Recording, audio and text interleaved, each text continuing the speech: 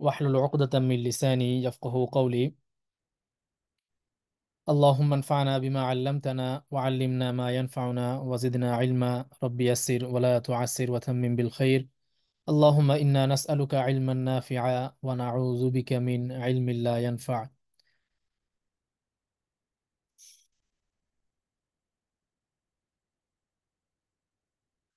আমরা পূর্বের ঘোষণা অনুসারে আজকে যেই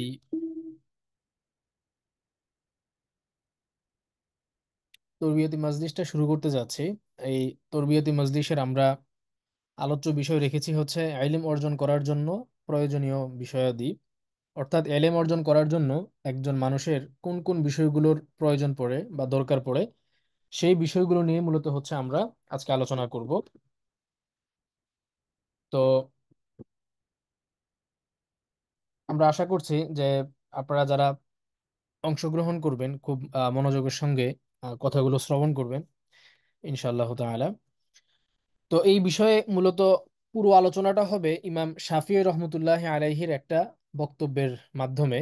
ইমাম শাফিঈ রহমতুল্লাহ আলাইহি খুব বিখ্যাত একটা কবিতা আছে ওনার, আখি লান তানালাল ইলমা ইল্লা বিসিত্তাতিন সাউনবিকা আন তাফসিলিহা বিবায়ানি যাকাউন ওয়া হিরসুন ওয়া ইজতিহাদুন ওয়া বুলগা ওয়া সুহবাতু উস্তাজিন ওয়া তুলু জামানি। ইমাম শাফি রহমতুল্লাহ আলাইহি তার এই কবিতার মধ্যে ইলম অর্জন করার জন্য 6টি বিষয়ের উল্লেখ করেছেন। তিনি কি বলছেন যে আখি, হে আমার ভাই, লান তানালাল ইলমা ইল্লা বিসিত্তাতিন, 6টা জিনিস ছাড়া তুমি ইলম অর্জন করতে পারবে না কিছুতেই।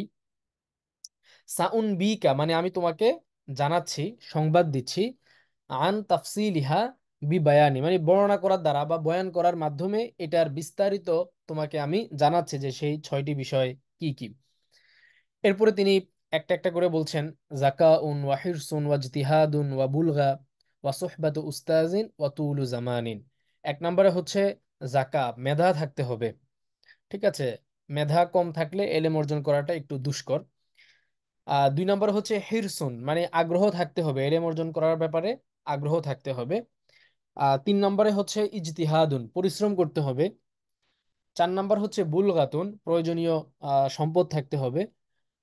তারপরে 5 নম্বর হচ্ছে সোহবাত উস্তাজিন, উস্তাজের সান্নিধ্য বা সোহবত অর্জন করতে হবে। আর 6 নম্বরে হচ্ছে তুলু জামানিন, লম্বা সময়ের দরকার আছে।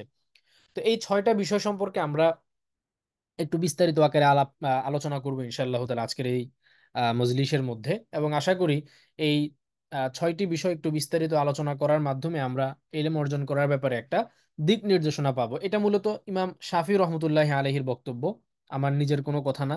এবং এখানে আমি যে বিষয়গুলো আলোচনা করব সবগুলোই চেষ্টা করব আমাদের পূর্ববর্তী ওলামায়ে কেরাম সালাফে সালেহিন যেই ধরনের কথাবার্তাগুলো বলেছেন তাদের কথাগুলোকে নকল করার দ্বারা, তাদের কথাগুলোকে বর্ণনা করার দ্বারাই আমি আলোচনাটাকে এগিয়ে নিয়ে যাওয়ার চেষ্টা করবো ইনশাআল্লাহ। তো ইমাম শাফি রহমতুল্লাহ আলাইহি যেই 6টি বিষয়ের কথা আলোচনা করেছেন, সেই 6টা বিষয়ের মধ্যে প্রথম বিষয় যেটা সেটা হচ্ছে কি, মেধা। মেধা, ঠিক আছে। জাকাউন শব্দের অর্থ হচ্ছে মেধা। আমরা জানি যে আল্লাহ রাব্বুল আলামিন এক এক মানুষকে এক এক ভাবে সৃষ্টি করেছেন। কারো মেধা অনেক বেশি থাকে, কারো মেধা কম থাকে। এটা আল্লাহ রাব্বুল আলামিনের সৃষ্টি এক একজনের ক্ষেত্রে এক এক রকম। ঠিক আছে, এটা সম্পূর্ণ আল্লাহ প্রদত্ত বিষয় এবং এটা মানুষের হাতে না। ঠিক আছে, যে কে আহ বেশি মেধার অধিকারী হবে, কে কম মেধার অধিকারী হবে, এটা মানুষ নিজের হাতে না তার, এটা আল্লাহ প্রদত্ত একটা বিষয়। কিন্তু মেধার বিষয়টা, এটা যদিও আল্লাহ প্রদত্ত, কিন্তু একজন মানুষ চেষ্টা করার মাধ্যমে, পরিশ্রম করার মাধ্যমে সে কিন্তু তার মেধার যে কমতি বা ঘাটতি এটাকে সে পূরণ করতে পারে।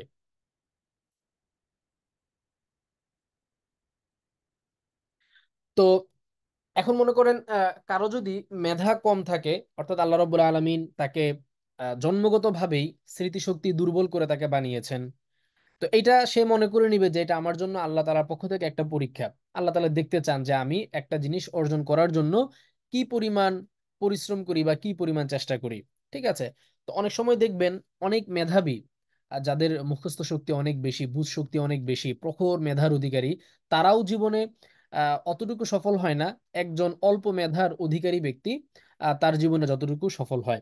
এটা আমরা আমাদের বাস্তব জীবনে যদি লক্ষ্য করি, তাহলে আপনি নিজেও দেখতে পারবেন আপনার চারপাশে লক্ষ্য করলে, যে স্কুল জীবনে হয়তো আপনার সাথে সহপাঠী হিসাবে কম মেধার অধিকারী যে ছিল, কর্মজীবনে এসে বা ভার্সিটির লাইফে এসে বা মানে পরবর্তী শিক্ষা জীবনে এসে সে তার ব্যাপক পরিশ্রমের মাধ্যমে মেধাবী যে স্টুডেন্ট ছিল তার থেকেও অনেক বেশি দূর এগিয়ে গিয়েছে। এই ধরনের উদাহরণ অসংখ্য আছে, আপনি আপনার চারপাশে তাকালেও দেখতে পাবেন।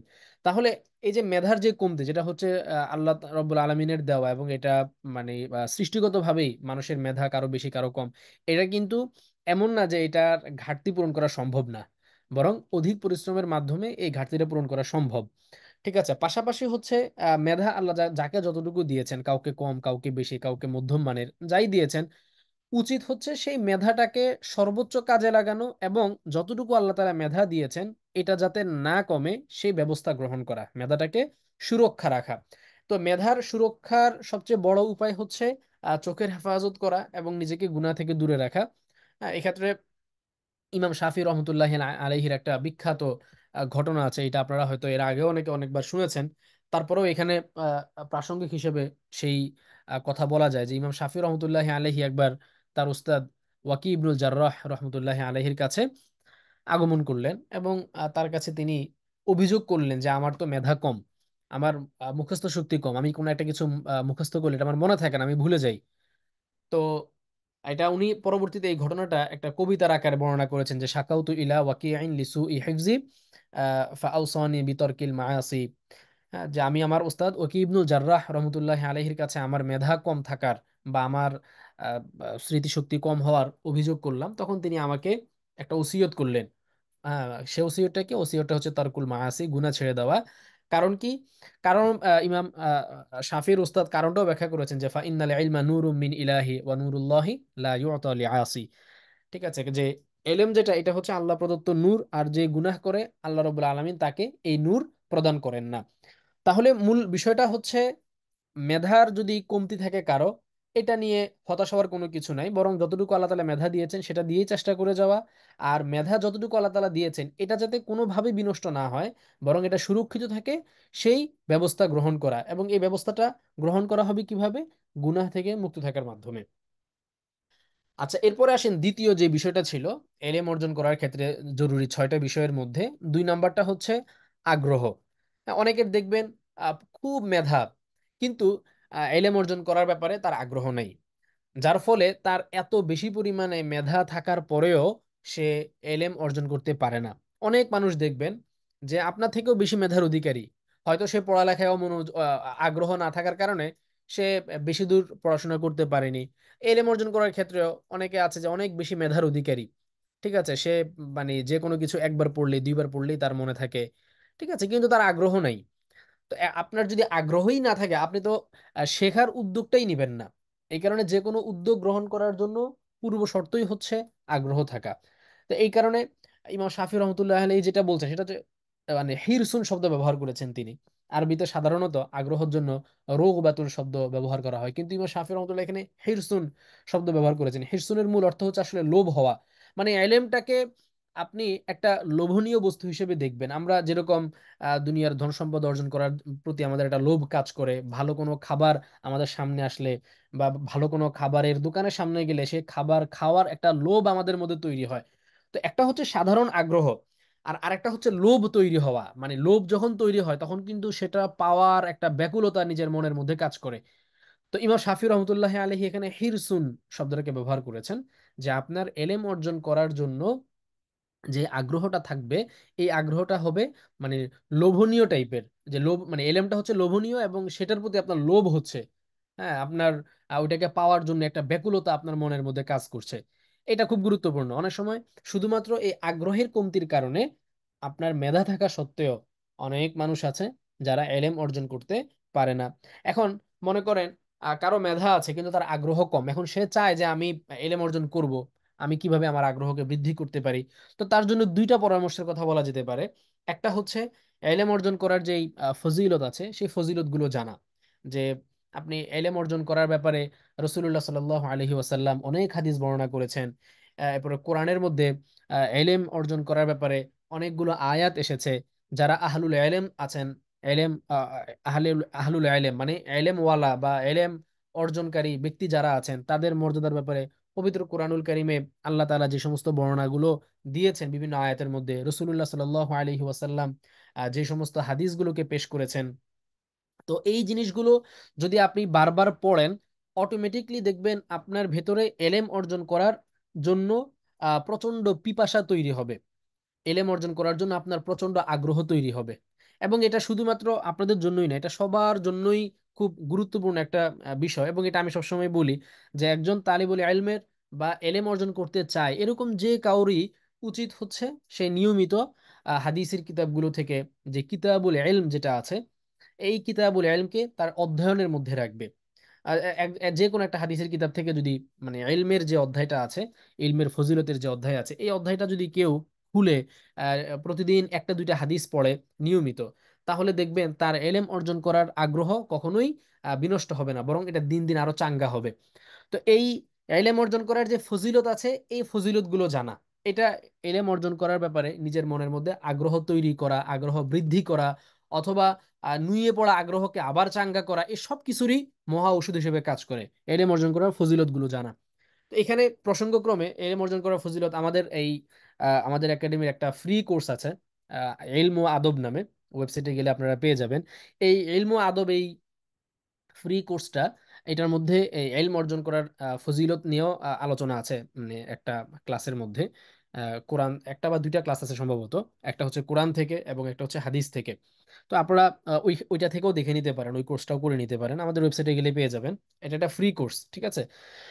আচ্ছা, তো এলেম অর্জন করার ফজিলতটা জানা, এরপরে 2 নম্বরে হচ্ছে আপনার এলেম না থাকার ক্ষতি সম্পর্কে সচেতন হওয়া। আপনার যদি এলেম থাকে তো ভালো, আর এলেম না থাকলে আপনাকে কি ধরনের ক্ষতির সম্মুখীন হতে পারে এটা সম্পর্কে যদি আপনি চিন্তা করেন, তখন দেখবেন যে অটোমেটিকলি আপনার মধ্যে এলেম অর্জন করার আগ্রহ সৃষ্টি হবে।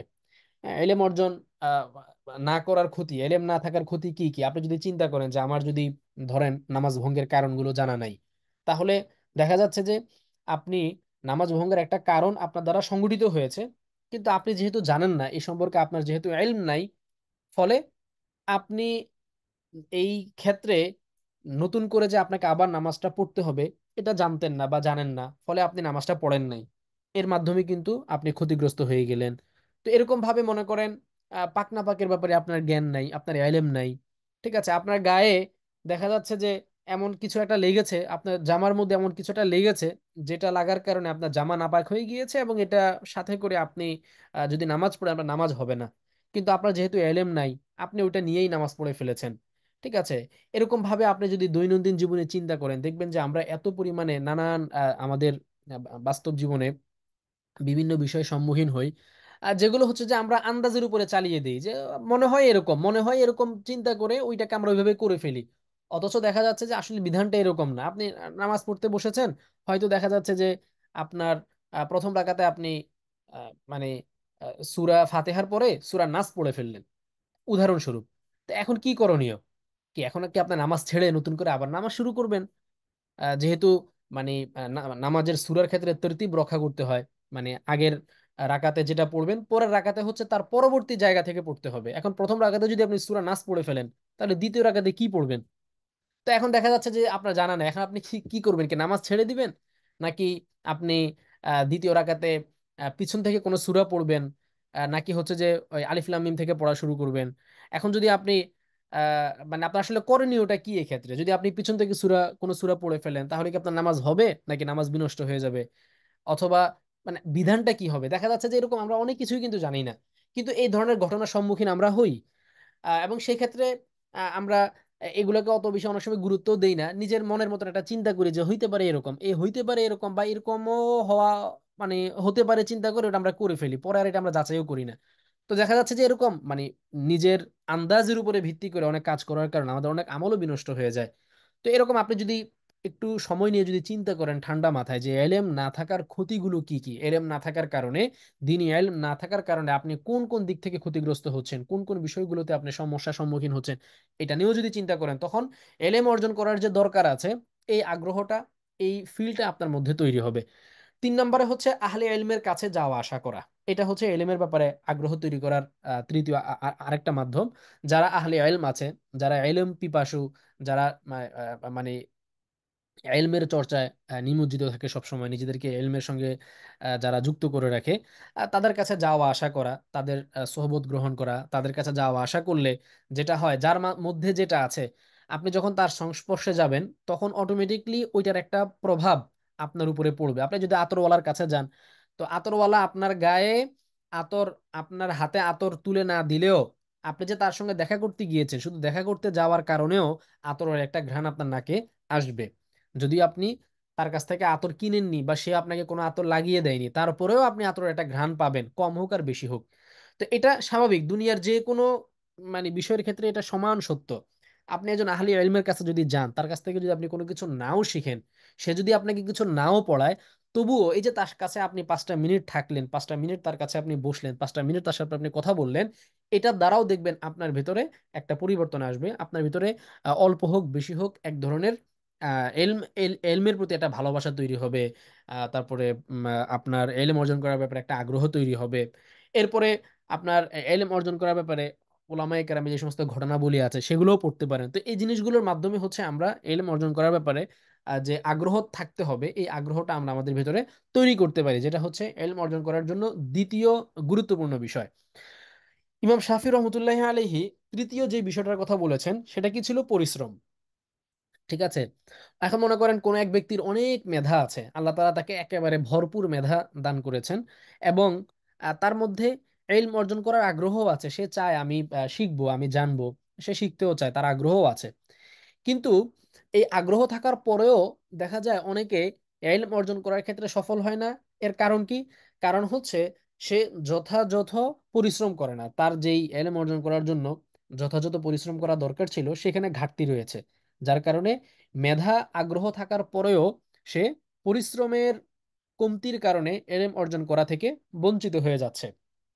এটার উদাহরণ তো একেবারে অসংখ্য, ভুরি ভুরি। আপনাদের অনেক, আপনাদের মধ্যেও অনেক মানুষ আছে যারা এই এই এই 3 নাম্বার যে বিষয়টা আছে এটার বাস্তব উদাহরণ। অনেকে আছেন যে মেধা আছে, ভালো আগ্রহও আছে, আগ্রহ থেকেই হয়তো আরবি ভাষা শেখার জন্য ভর্তি হয়েছেন, কোরআন বুঝবেন, একটা আগ্রহ আপনার মধ্যে কাজ করছে, মেধাও আছে আলহামদুলিল্লাহ ভালো, কলেজ ইউনিভার্সিটিতে অনেক পুরস্কার পেয়েছেন, ঠিক আছে, বা মাদ্রাসাতে পড়লে সেখানে অনেক পুরস্কার পেয়েছেন, আপনার মেধা তালিকা সবসময় সবার আগে থাকতেন, আপনার রেজাল্ট খুব ভালো, আপনার মেধা কোনো দিক থেকেই কম না, আপনি একবারে টপ ইয়া ছিলেন, স্টুডেন্ট ছিলেন আপনার ক্লাসের।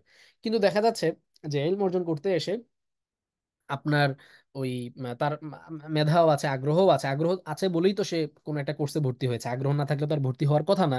ভর্তি হয়েছে নিশ্চয়ই আগ্রহ আছে। তো মেধাও আছে, আগ্রহও আছে, কিন্তু এরপরেও দেখা যাচ্ছে যে আহ, কিছু দূর পড়ার পরে সে ছিটকে যাচ্ছে। সে ওই শিক্ষা থেকে বা যেই কোর্স সে করতে এসেছে, অথবা যেই বিষয়টা নিয়ে সে শিখতে এসেছে, সেখান থেকে সেই কোর্স থেকে সে ছিটকে পড়েছে বা ইস্তফা দিয়ে দিয়েছে। সেখান থেকে সে মানে এটা থেকে বিদায় নিয়ে নিয়েছে। কেন? অন্য কোনো কারণ না, কারণ হচ্ছে পরিশ্রমের কমতি। যে সে এটার জন্য যে যথাযথ পরিশ্রম করবে, এটা তার দ্বারা হয়নি। পরিশ্রম না করতে না করতে একটা সময় অল্প এবং সহজ পড়া, যেটা তার জন্য, তার মেধার তার মেধার দিকে লক্ষ্য করলে এই পড়াগুলো তার জন্য খুবই সহজ ছিল, কিন্তু যেহেতু সে যথাযথ পরিশ্রম করেনি, ফলে ওই যে সহজ পড়াগুলো অল্প অল্প করে জমতে জমতে অনেক পড়া হয়ে গেছে। এখন তো মনে হয় যে বাপরে বাপ অনেক কঠিন, হ্যাঁ এত পড়া আমি কিভাবে শেষ করব, বা এত পড়া আমার পক্ষে তো শেষ করা সম্ভব না, আমি এত চাপ কিভাবে নিব, বা এত এত পড়া আমার দ্বারা কি শেষ করা সম্ভব? এরকম নানান চিন্তা এসে তার মনোবল নষ্ট হয়ে যাচ্ছে। শুধুমাত্র কিসের কারণে? এই পরিশ্রম না করার কারণে, আর কোনো কারণ নাই। মেধারও কোনো ঘাটতি নাই, আগ্রহেরও কোনো ঘাটতি নাই। ঘাটতিটা কোথায়? পরিশ্রমের কমতির কারণে। তো এই কারণে পরিশ্রম, এটা হচ্ছে ইমাম শাফি রহমতুল্লাহ আলাইহির এই বক্তব্য মতে 3 নাম্বার শর্ত এলেম অর্জন করার জন্য। ইমাম মালিক রহমতুল্লাহ আলাইহির একটা কথা আছে, আমাদের ওস্তাদরা আমাদেরকে ছাত্র জামানায় সব সময়, যে আমাদের যে তরবিয়তি মজলিসগুলো হতো মাদ্রাসাতে, সেগুলোর মধ্যে প্রায় সময় ওস্তাদরা এই কথাটা বলতেন, যে আল ইলমু লা ইউতিকা বা'দাহু হাত্তা তু'তিয়াহু কুল্লাক। তোমার ইলম তোমাকে তার সামান্যটুকু দিবে না যতক্ষণ না তুমি তোমার পুরোটা ইলমের জন্য বিলিয়ে দিচ্ছ। মানে আপনি আপনার পুরো যা যা আছে, আপনার পুরাটা সত্তা যখন আপনি ইলমের জন্য বিলিয়ে দিবেন, আপনার সময়, শ্রম, আপনার আগ্রহ, উদ্দীপনা সব কিছু যখন আপনি এলেমকে বিলিয়ে দিবেন, তারপরে এলেম হচ্ছে আপনাকে তার সামান্য একটু দান করবে। এরকম না যে আপনি একেবারে ভরপুর সব উজাড় করে দিয়েছেন বলে এলেমও আপনাকে উজাড় করে দিবে না। এলেম অনেক কৃপণ, এলম অনেক কৃপণ। আপনি অনেক দিলে সে আপনাকে একটু দিবে। এটা হচ্ছে এলমের তবিয়ত, এটা হচ্ছে এলমের স্বভাব। এই কারণে এটা সবসময় মাথায় রাখবেন যে আপনি আপনার সবটুকু বিলিয়ে দিলে যেখানে এলেম আপনাকে তার সামান্য একটু দিবে, এটা হচ্ছে এলমের স্বভাব। সেখানে আপনি যদি এলমকে সামান্য একটু দেন তাহলে এলম আপনাকে কি দিবে? কিছুই দিবে না। এটাই তো স্বাভাবিক, ঠিক না? এই কারণে ইয়াহইয়া ইবনে আবি কাসির রহমতুল্লাহ আলাইহি, হ্যাঁ, উনি আপনার একজন তাবিঈ ছিলেন। ইয়াহইয়া ইবনে আবি কাসির খুব বিখ্যাত একজন তাবিঈ। উনি 129 হিজরিতে ওনার মৃত্যু হয়েছে। মানে ইমাম আবু হানিফারও আগে। ইমাম আবু হানিফার জন্ম 130 হিজরিতে, দুঃখিত 80 হিজরিতে, মানে ইমাম আবু হানিফার সমসাময়িক হবেন তাহলে উনি। তো এই ইয়াহইয়া ইবনে আবি কাসির, ইমাম আবু হানিফা তো মারা গিয়েছেন 150 হিজরিতে, আর জন্ম 80 হিজরিতে। তো ইয়াহইয়া ইবনে আবি কাসির উনি ইমাম আবু হানিফারও বড় ছিলেন। ওনার মৃত্যু হচ্ছে 129 হিজরিতে। তো উনার একটা খুব বিখ্যাত কথা আছে, উনি বলছেন যে লা ইউস্তাতাউল ইলমু বিরাহাতিল জাসাদি। হ্যাঁ, শরীরের আরামের সাথে কখনো এলেম হাসিল হয় না, এলেম হাসিল হওয়া সম্ভব না। আপনি চিন্তা করবেন যে আমি মানে শুয়ে বসে খুব আরাম করব, আবার আমি এলমও অর্জন করব, এটা আসলে কখনো সম্ভব না। লা ইউস্তাতাউল ইলমু বিরাহাতিল জাসাদি। হ্যাঁ, শরীরের আরামের সাথে কখনো এলেম হাসিল হয় না। এলেম হাসিল করতে গেলে আপনাকে কিছু না কিছু ত্যাগ তো স্বীকার করতেই হবে। আপনাকে বিছানা ছেড়ে কিছুটা সময় কিতাবের পিছনে দিতে হবে। কিছুটা সময় আপনাকে আপনার যে পড়াগুলো আছে সেগুলো মুখস্থ করা, সেগুলোকে ভালো করে আয়ত্ত করার পিছনে আপনাকে সময় দিতে হবে। একটু তো কষ্ট করতেই হবে। এখন আপনি হয়তো বাহিরের কাজকর্ম আছে, সেগুলো সেরে এসে বাসায় এসে আপনি গা এলিয়ে দিচ্ছেন। হ্যাঁ, আপনার পিঠ হচ্ছে মানে বিছানায় পড়েছে তো পড়েছেই, ব্যাস, এখান থেকে উঠার আর কোনো নাম গন্ধ নেই। তো এত আরাম আয়েশ করে আসলে কখনো এলেম অর্জন হয় না। ঠিক আছে, আরামায়েশ করে, এত বেশি আরামায়েশ করে কখনো এলম অর্জন হয় না। এলম অর্জন করার জন্য অবশ্যই আপনাকে কিছু ত্যাগ স্বীকার করতে হবে, কিছু দিতে হবে। আপনি যদি কিছু দেন তো কিছু না, আপনি যদি পুরোটা দেন তখন এলম আপনাকে তার কিছুটা দিবে। এই কারণে মনে রাখবেন, যারা আপনার বিভিন্ন সময় দেখবেন বিভিন্ন কোর্সে ভর্তি হয় বা বিভিন্ন আপনার এলেম অর্জন করার জন্য বিভিন্ন রকমের উদ্যোগ গ্রহণ করে। শুধু কোর্সে ভর্তি হয় তো মানে একমাত্র মাধ্যম না, আরো বিভিন্ন মাধ্যম হইতে পারে। অনেক সময় অনেক জায়গায় নৈশ মাদ্রাসা থাকে, কেউ হয়তো নৈশ মাদ্রাসায় ভর্তি হলো, অথবা কেউ প্রাইভেট কোনো ওস্তাদের কাছে মানে পড়া শুরু করলো। নানান ভাবেই অনেকে উদ্যোগ নেয়, তার আগ্রহ থাকার কারণে, মেধাও আছে, আগ্রহ আছে। কিন্তু এই যথাযথ পরিশ্রম করতে না পারার কারণে হচ্ছে শেষ পর্যন্ত সে ইলমের যেই রাস্তা আছে, এই ইলমের রাস্তা থেকে সে মানে ছিটকে পড়ে যায়, ইলমের রাস্তায় আর সে থাকতে পারে না। তো এই কারণে ভাই, পরিশ্রম এটা অত্যন্ত গুরুত্বপূর্ণ একটা শর্ত এলেম অর্জন করার জন্য। ঠিক আছে, আমি সবসময় বলি যে আপনার এলম অর্জন করার জন্য এই যে পরিশ্রমের যে দরকার, এই পরিশ্রমটা আপনার কম করতে হবে কখন? যদি আপনি আপনার এলম অর্জন করার প্রক্রিয়াটাকে একটা রুটিনের মধ্যে নিয়ে আসেন। আমি সবসময় আপনার এই তালিবে ইলমদেরকে বলি যে বিশেষ করে আমার কাছে যারা পড়ে, বিশেষ করে আপনারা যারা আরবি ভাষা শিক্ষার কোর্স যারা করছেন, তাদের প্রতি এটা আমার বিশেষ অনুরোধ আর কি, যে আপনারা, এটা আমি আগেও বলেছি, এখনো বলছি, আগামীতেও বলবো একই কথা আমার, যে আপনারা পড়ার জন্য একটা নির্ধারিত টাইম ফিক্সড করে নেন যে আমি প্রতিদিন পড়বো, এবং প্রতিদিন আমি আধা ঘন্টা করে পড়বো। আমাদের যেই মানে এখানে যারা আপনারা এখন আছেন অধিকাংশই তো হচ্ছেন যে মানে আরবি ভাষারই স্টুডেন্ট। তো আপনারা বেশি না, আধা ঘন্টা করে যদি আপনি প্রতিদিন সময় দিতে পারেন, তাহলে আমি, যেহেতু এই কোর্সটা যেহেতু আমার তৈরি করা, তা আমি একেবারে গ্যারান্টি দিয়ে বলতে পারি যে আপনি সুন্দরভাবে এই কোরআনের ভাষা বুঝার জন্য আপনার যতটুকু আরবি শেখা দরকার এটা আপনি শিখে ফেলতে পারবেন একেবারে চোখ বন্ধ করে। কিন্তু শর্ত হচ্ছে আপনাকে প্রতিদিন আধা ঘন্টা সময় দিতে হবে, একদিনও মিস দিতে পারবেন না। অনেকে যেটা করে সে হচ্ছে যে 3 দিন পড়ে না, চতুর্থ দিনে এসে 3 দিনের পড়া একসঙ্গে পড়ে। এটা আসলে বদহজমির কারণ হয়। আপনি 3 দিন খানা খেলেন না, 3 দিন পরে এসে চতুর্থ দিনে কি আপনি 3 দিনের খানা একসঙ্গে খেতে পারবেন? কখনোই খেতে পারবেন না। আপনার ডায়রিয়া হবে, পেট নষ্ট হয়ে যাবে। পড়াশোনাটা একই রকম। আপনি 3 দিনের পড়া যদি চিন্তা করেন একদিনেই পড়ে ফেলবেন। হ্যাঁ, অনেকে আছে যে দার্স জমিয়ে রাখে, জমিয়ে রাখে, যখন পরীক্ষার নোটিশ দেওয়া হয় তখন দৌড়াদৌড়ি করে যে দার্সগুলো জমে আছে সেগুলো ধাপাধাপ 2-3 দিনের মধ্যে দেখে শেষ করে তারপরে পরীক্ষা অংশগ্রহণ করে। এটার দ্বারা হয়তো আপনি তো মেধা ভালো সেই হিসেবে হয়তো আপনি পরীক্ষার অ্যান্সার গুলো করতে পারবেন, কিন্তু এই পড়া আসলে টেকসই হয় না, এই পড়া থাকে না। আপনি পরীক্ষা যেদিন দিয়েছেন তার 2 দিন পরে দেখবেন এই পড়াগুলো আপনার মাথা থেকে সব নাই হয়ে গিয়েছে। তো এই ক্ষেত্রে পরিশ্রম দেখা যায় যে আপনি যে পরিশ্রমটা করছেন সেটাও আসলে শেষ পর্যন্ত কোনো কাজে আসছে না। আবার এগুলোর ক্ষেত্রে পরিশ্রম বেশি করতে হয়। সেই জায়গায় যদি আপনি একটা টাইম ফিক্সড করে নেন যে প্রতিদিন আমি আধা ঘন্টা পড়বো, এবং সেই আধা ঘন্টা কখন, এটাও আমি বলি যে এই আধা ঘন্টা কোন টাইম, এটাও আপনার ফিক্সড করতে হবে। আপনি যদি চিন্তা করেন যে না, সারাদিন আমি যখন সময় পাই তখন আধা ঘন্টা আমি পড়বো, তাহলে এভাবে হয় না। এভাবে হয় না, কারণ এভাবে হচ্ছে যে আপনি দেখবেন যে আজকে হয়তো সকালে পড়লেন, কালকে দুপুরে পড়লেন, পরের দিন বিকেলে পড়লেন, পরের দিন কোন টাইমে পড়বেন এটা আপনার মনে নেই। সারাদিন শেষ, রাত্রে বিছানায় চলে যাওয়ার পরে মনে হয়েছে হাই হাই আজকে তো পড়লাম না। কেন? কারণ আপনার তো নির্দিষ্ট কোনো রুটিন নেই। যদি নির্দিষ্ট রুটিন থাকতো তাহলে এটা আপনার মন আপনাকে রিমাইন্ডার দিত যে এখন তো তোমার এই কাজের সময়। এই কারণে একটা টাইম ঠিক করে নেওয়া যে আমি প্রতিদিন ফজরের পর আধা ঘন্টা পড়বো, অথবা আমি প্রতিদিন জোহরের পরে আমি আধা ঘন্টা পড়বো, অথবা প্রতিদিন বিকেলে, অথবা মাগরিবের পরে, অথবা এশার পরে, যখন যে সুবিধা। কিন্তু আমি মিনিমাম আধা ঘন্টা পড়বো। আধা ঘন্টার থেকে বেশি পড়তে পারলে তো আলহামদুলিল্লাহ।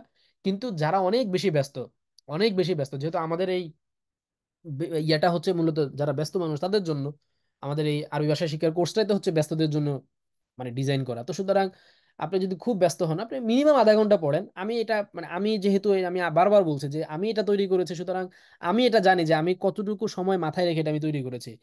প্রতিদিন যদি মিনিমাম আধা ঘন্টাও পড়েন তাও আপনি এটা পারবেন। কেউ যদি এরকম থাকেন যে না প্রতিদিন উনি আধা ঘন্টা সময় দেন তারপরেও তার মানে সে মানে পড়া অনেক জমে গিয়েছে, অথবা তিনি পড়তে পারছেন না, হ্যাঁ, অথবা তার মানে জিনিসগুলো তার জন্য অনেক কষ্টকর হয়ে গিয়েছে, আমাকে জানাবেন, আমি এই বক্তব্যটা প্রত্যাহার করে নিব। কিন্তু আমি একেবারে মানে আমার একেবারে পরিপূর্ণ মানে ইয়ার সাথে আত্মবিশ্বাসের সাথে আমি বলতে পারি এটা, এমন এমন কেউ বলতে পারবে না। যারাই এরকম আছে যে পিছিয়ে গিয়েছে, অথবা অনেক পড়া জমে গিয়েছে, অথবা পড়া বুঝতে পারছে না, কষ্ট মনে হয়, হ্যাঁ, এদের সবারই একটা সমস্যা, সেটা হচ্ছে যে তাদের কোনো রুটিন নেই, এবং তারা আমি যেভাবে শুরুর দিন যেভাবে বলেছিলাম এভাবে তারা পড়ে না। তো যাই হোক, তো এটা হচ্ছে মূল বিষয় যে আপনাকে পরিশ্রম করতে হবে। আপনাকে পরিশ্রম করতে হবে এবং জীবনটাকে পড়াশোনাটাকে একটা রুটিনের ভিতরে নিয়ে আসতে হবে। এটা শুধুমাত্র আমার এই মানে এই আমাদের এই এই কোর্সের ব্যাপারে আমি বলছি না, আমি এটা আপনারা যারা কলেজ ইউনিভার্সিটিতে পড়েন, অনেকে মাদ্রাসায় পড়েন, যে যেই শিক্ষালয় পড়েন না কেন, সর্বক্ষেত্রেই সমান সত্য এটা যে আপনার পড়ার একটা নির্ধারিত সময় থাকতে হবে যে আমি এই টাইমে পড়বো। এবং যত কিছুই উল্টে যাক না কেন, দুনিয়াও যদি উল্টে যায়, আমি এই টাইমে পড়তে বসবো। আশরাফ আলী থানভী রহমতুল্লাহ আলাইহি তার জীবদ্দশায় শত শত কিতাব লিখেছেন। সুবহানাল্লাহ, একজন মানুষ এই জামানায় এত পরিমাণে বইপত্র লিখতে পারে কল্পনাই করা যায় না। কোন বিষয়ে উনি লেখেন নাই? তো উনি এত বেশি পরিমাণে লিখতে পারার পিছনে কারণ কি? কারণ হচ্ছে যে উনার জীবনটা রুটিনে বাঁধা ছিল। উনার আত্মজীবনীতে পাওয়া যায় যে একবার উনার কোন একজন উস্তাদ উনার সঙ্গে দেখা করতে এসেছিল। তো যেহেতু উস্তাদ এসেছেন তো স্বাভাবিকভাবে উস্তাদের সম্মানার্থে তো আর উনার রুটিনে তো এরকম না যে এখন উনার 1 ঘন্টা লেখার সময় তো উস্তাদকে বসিয়ে রেখে উনি 1 ঘন্টা লিখতে চলে গেলেন। এটা তো আসলে ঠিক না। কিন্তু আবার এখন যদি উস্তাদের দিকে লক্ষ্য করে উস্তাদকে যদি উনি সময় দিতে চান, তাহলে উনার রুটিনটাও নষ্ট হয়ে যাচ্ছে, রুটিনে ব্যাঘাত ঘটছে। তো উনি কি করেছেন, উনি ওনার উস্তাদের কাছে অনুমতি চেয়েছেন যে আমার তো এই টাইমে লেখার সময়, আমি আপনার কাছ থেকে 5টা মিনিট সময় চাচ্ছি, আমাকে 5টা মিনিট দেন। তো উনি ব্যাস উস্তাদের কাছ থেকে বলে 1 ঘন্টার জায়গায় হয়তো 5 মিনিট উনি সময় নিয়েছেন, নিয়ে উনি ওনার যেই জায়গায় বসে উনি লেখেন ওই জায়গাতে উনি বসেছেন, একবার বসে কলম হাতে নিয়ে হয়তো একটা দুইটা লাইন লিখেছেন, লিখে এরপরে ওই খাতা বন্ধ করে আবার উঠে ওস্তাদের সঙ্গে আলাপ করার জন্য চলে গিয়েছেন। তো এটা উনি কেন করলেন? উনি করলেন এটা যাতে করে তার যেই মানে রুটিন, এই রুটিনটা যাতে বিনষ্ট না হয়, হোক না 1 মিনিটের জন্য। হ্যাঁ, যেখানে তিনি 1 ঘন্টা লেখেন, আজকে হয়তো বিশেষ কারণে তিনি 1 ঘন্টা লিখতে পারেন নাই, 1 মিনিট লিখলেন, কিন্তু ওই যে লিখতে বসার যে একটা ধারাবাহিকতা, এটা তিনি নষ্ট হতে দেন নাই। তো এই যে দেখেন রুটিনের ব্যাপারে এই ধরনের মজবুত পাবন্দির কারণেই কিন্তু তারা ইলম অর্জন করার ক্ষেত্রে এবং তাদের কর্মক্ষেত্রে আল্লাহ রাব্বুল আলামিন এই পরিমাণ বরকত তাদেরকে দিয়েছিলেন।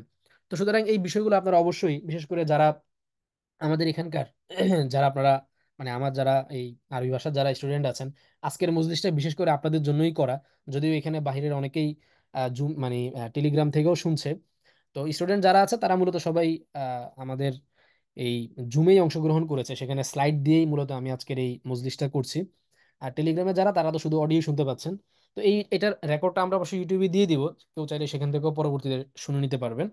আর চাইলে আমরা এটার জন্য যে স্লাইডটা তৈরি করা হয়েছে সেই স্লাইডটাও আপনাদেরকে ইনশাল্লাহ দিয়ে দিব টেলিগ্রামে।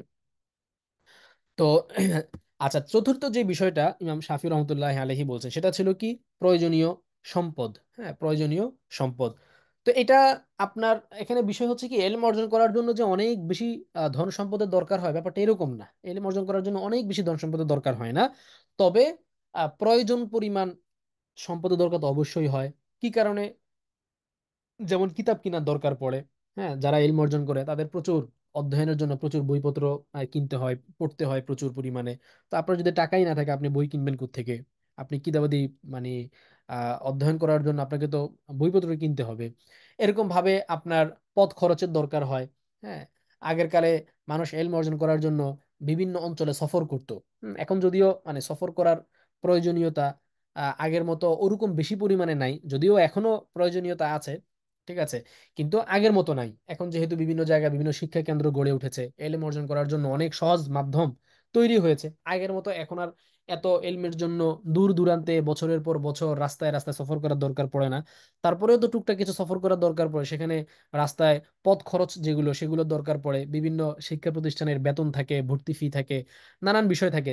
তো এগুলোর জন্য কি একটা মানে প্রয়োজন পরিমাণ অর্থ সম্পদের দরকার পড়ে। এই কারণে ইমাম শাফি রহমতুল্লাহ আলাইহি 4 নাম্বার যে বিষয়টার কথা বলেছেন সেটা হচ্ছে বুলগা। উনি কিন্তু মাল বলেন নাই, খেয়াল করবেন। ইমাম শাফি রহমতুল্লাহ আলাইহি শব্দ চয়ন খুবই চমৎকার এই কবিতার মধ্যে। উনি মাল বলেন নাই যে মাল দরকার, উনি বলেছেন কি বুলগাতুন। আপনারা যারা আরবি ভাষার শিক্ষার্থী যারা আছেন তারা জানেন যে বুলগাতুন এটার মূল মাদ্দাটা হচ্ছে কি? বা লাম গইন না, বালাগা। বালাগা অর্থ কি? পৌঁছা। হ্যাঁ, সেখান থেকে আমরা যদি কেউ একটা নির্দিষ্ট বয়সে উপনীত হয় তখন তাকে আমরা বালেগ বলি। হ্যাঁ, যে তুমি বা অমুকে এখন আর নাবালেগ। নাবালেগ মানে সে এখনো বালেগ হয়নি। তো বালেগ মানে যে একটা নির্দিষ্ট বয়সে উপনীত হয়েছে বা পৌঁছেছে। তো বালাগা মানে হচ্ছে পৌঁছা। তো সেখান থেকে বুলগাতুন মানে বুলগা মানে হচ্ছে আপনার মানে এই পরিমাণ সম্পদ, যেই পরিমাণ সম্পদের মাধ্যমে আপনি আপনার কাঙ্ক্ষিত জায়গায় পৌঁছতে পারেন। আপনার যেই বইটা বা কেনা দরকার বা যেই ফিটা আপনার দেওয়া দরকার, বা এলেম অর্জন করার জন্য আপনার মানে এলম অর্জন করার যে আপনার লক্ষ্যমাত্রা সেখানে পৌঁছতে গেলে আপনার যতটুকু সম্পদের দরকার হয় অতটুকু। হ্যাঁ, এই জন্য উনি এখানে মাল শব্দ ব্যবহার না করে বুলগা শব্দটা ব্যবহার করেছেন। তো এটাই এই কারণে আমি এটাকে বলেছি যে প্রয়োজনীয় সম্পদ। হ্যাঁ, মানে এরকম না যে অধিক সম্পদের দরকার। তাহলে তো ব্যাপারটা এরকম হয়ে যেত যে এলএম অর্জন শুধু ধনীরাই করতে পারবে, যারা গরিব তারা এলএম অর্জন করতে পারবে না। আর আসলে ব্যাপারটা কি না, আদৌ এরকম না। হ্যাঁ, কারো যদি প্রয়োজনীয় সম্পদ যদি থাকে বা বাড়তি সম্পদ, অধিক সম্পদ যদি কারো থাকে, তাহলে এটা এলএম অর্জন করার ক্ষেত্রে তাকে এক্সট্রা কিছু ফায়দা দেয়। হ্যাঁ, যে সে চাইলেই নিজের ইচ্ছা মতন যখন যেই কিতাব কিনা দরকার সেই কিতাব কিনতে পারে। হ্যাঁ, এগুলো করতে পারে।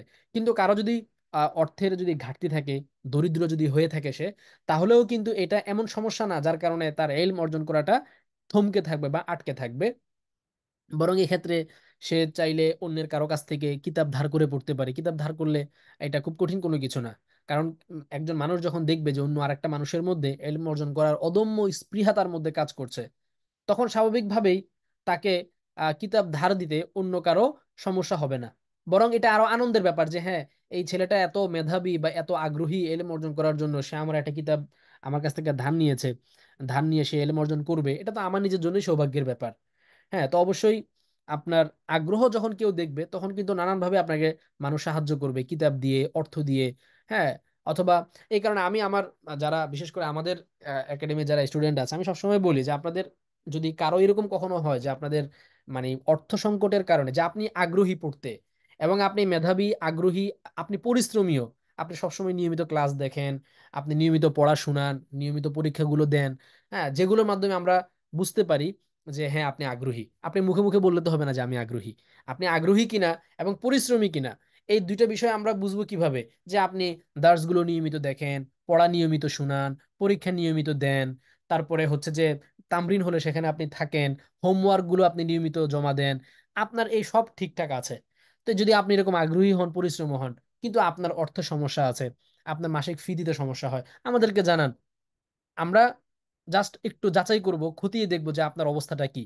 যদি দেখি যে না আপনি মনোযোগী স্টুডেন্ট, আপনি নিয়মিত পড়াশোনা করেন, পরীক্ষাগুলো দেন, হোমওয়ার্ক জমা দেন, আপনার কোনো মানে আপনার আগ্রহ এবং পরিশ্রমে কোনো ঘাটতি নেই, কমতি নেই, তাহলে আমরা আপনাকে ফ্রি করে দিব, কোনো অসুবিধা নেই।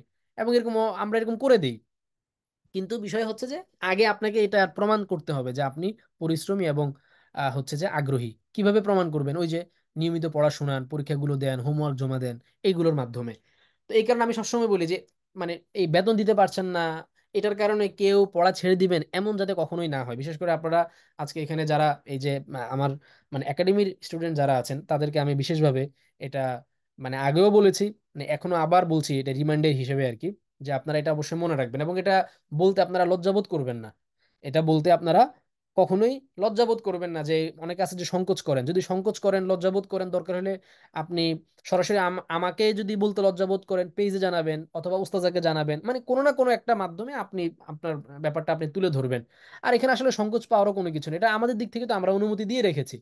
আমরা একটা ফি ধার্য করেছি, এটা আপনাদের সুবিধার্থে এবং আমাদের সুবিধার্থে। আমাদের এটা ম্যানেজমেন্টের পিছনে আমাদের একটা বড় অপারেশন কস্ট আছে।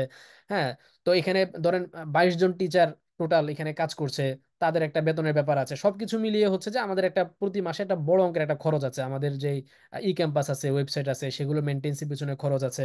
তারপরে অন্যান্য আরো যাবতীয় নানান রকমের খরচ আছে আমাদের। তো এই জন্য আমাদের একটা ফি ধরতে হয়। হ্যাঁ, কিন্তু এর মানে এই না যে যদি কারো আর্থিক যদি সমস্যা থাকে অথবা যদি তার মানে কোনো মাসে সে হয়তো বেতন দিতে পারছে না, অথবা অনেকে আছে এরকম যে সে তার অবস্থা ভালো ছিল, হঠাৎ করে কোনো সমস্যার কারণে সে এখন আর আগের মতন ফি দিতে পারছে না, তো অনেকে লজ্জায় বলে না, আস্তে করে পড়াটা ছেড়ে দেয়। এটা আসলে উচিত না, এটা কখনোই উচিত না। এবং এটা আমাদের দিক থেকে যেহেতু দিল খোলা অনুমতি দেওয়া আছে, সুতরাং আপনারা এটা নিঃসংকোচে বলতে পারেন। তবে আবারও বলছি, শর্ত হচ্ছে আপনার আগ্রহ এবং আগ্রহী হতে হবে আপনাকে, এবং পরিশ্রমী হতে হবে, মানে আপনাকে নিয়মিত ছাত্র হতে হবে। কিন্তু আপনি যদি ফাঁকিবাজি করেন, আপনি পড়া দেন না ঠিক মতন, আপনাকে বারবার নক করলে উত্তর পাওয়া যায় না, পরীক্ষা দেন না, হোমওয়ার্ক জমা দেন না, হ্যাঁ, আপনি আপনার মন মতন চলেন, এই ক্ষেত্রে কিন্তু আমরা এই ধরনের সুযোগগুলো দেই না। তো যাই হোক, যে কথা বলছিলাম যে তাহলে অর্থ সংকট এটা এলম অর্জন করার ক্ষেত্রে আসলে বাধা না, আমি মনে করি না। কারণ আমরা এরকম ওলামায়ে কেরামের জীবনীতে দেখলে এরকম অসংখ্য উদাহরণ দেখি যে তাদের অর্থ সংকট থাকা সত্ত্বেও তারা নিজেদের চেষ্টা পরিশ্রমের মাধ্যমে তাদের এলম অর্জন করার প্রক্রিয়াটাকে তারা সচল রেখেছেন, এবং একটা পর্যায়ে এই পরিশ্রমের কারণে আল্লাহ রাব্বুল আলামিন তাদেরকে অন্যদের থেকেও অনেক অনেক বেশি অগ্রসর করেছেন। ঠিক আছে, এই কারণে এই বিষয়টা একটু খেয়াল করবেন।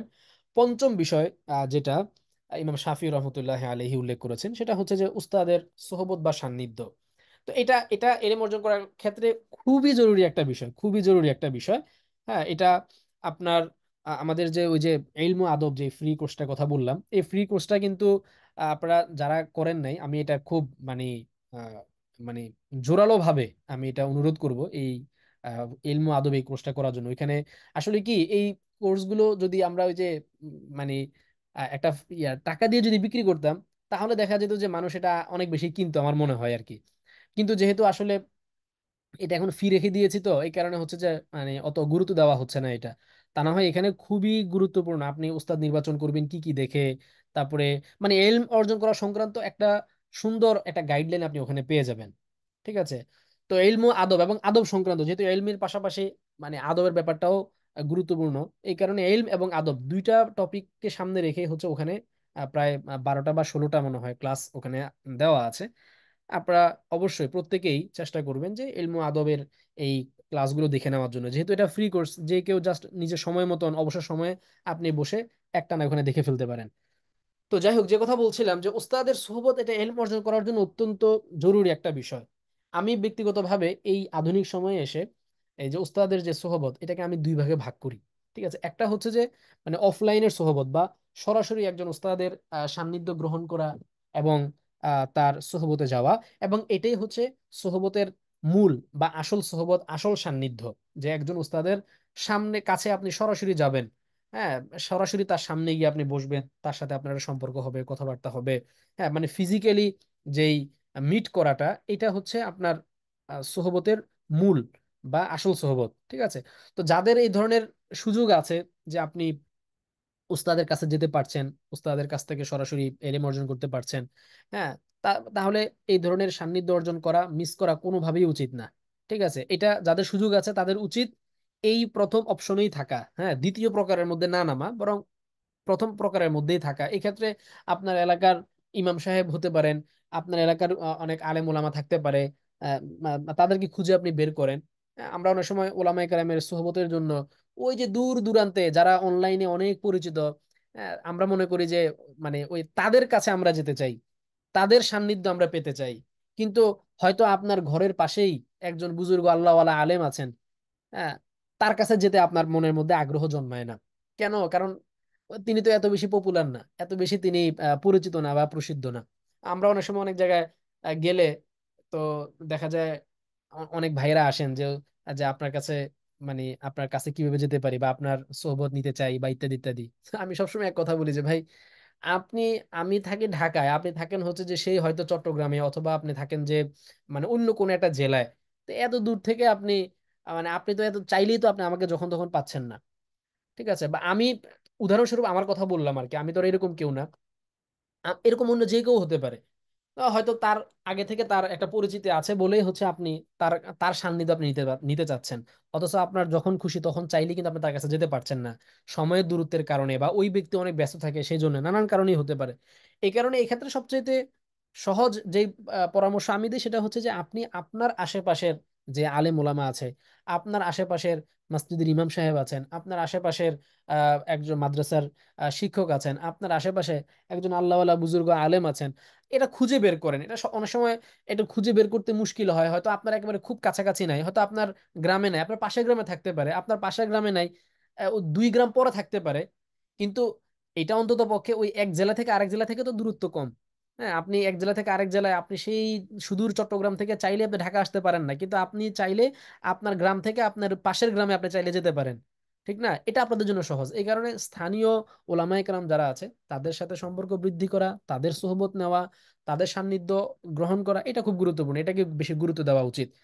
আচ্ছা, এখন অনেকে আছে যে তাদের এরকম মানে সরাসরি উলামায়ে কেরামের কাছে যাওয়া অথবা তাদের কাছ থেকে সরাসরি কোনো কিছু শেখা, অনেকের অনেক জায়গা আছে নৈশ মাদ্রাসা আছে, তারা তো নৈশ মাদ্রাসা থেকে এলেম অর্জন করতে পারেন। অনেক জায়গা আছে এই ধরনের মানে জেনারেল শিক্ষিত যারা, অথবা যারা কর্মব্যস্ত মানুষজন, হ্যাঁ, যে 9টা 5টা অফিস করে, সে আর কখন পড়বে?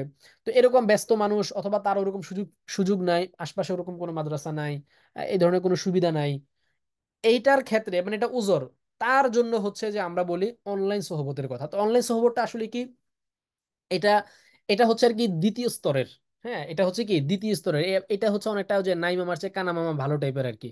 যে আমার তো যেহেতু ওই অপশন নাই, তাই বলে কি আমি এখন এলেম অর্জন করা থেকে একেবারেই মানে হাত পা গুটিয়ে বসে থাকবো?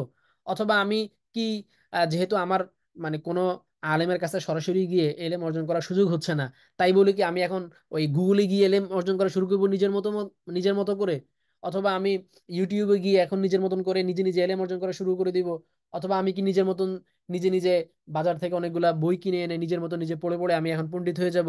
না, এই পদ্ধতি অবলম্বন না করা, বরং হচ্ছে যে কোনো একজন মানে অফলাইনে হলে তো ভালো, যেটা আমি আগেই বললাম, সেটা যদি না হয় অন্তত পক্ষে অনলাইন সফরটা হচ্ছে এটা যে আপনি অন্তত অনলাইনে হলেও সরাসরি উস্তাদের তত্ত্বাবধানে থেকে তার দিক নির্দেশনা অনুসারে এক স্টেপ বাই স্টেপ আপনি হচ্ছে একটা ধারাবাহিকতা রক্ষা করে একটা তদারকির ভেতর দিয়ে আপনি হচ্ছে এলএমটা অর্জন করলেন।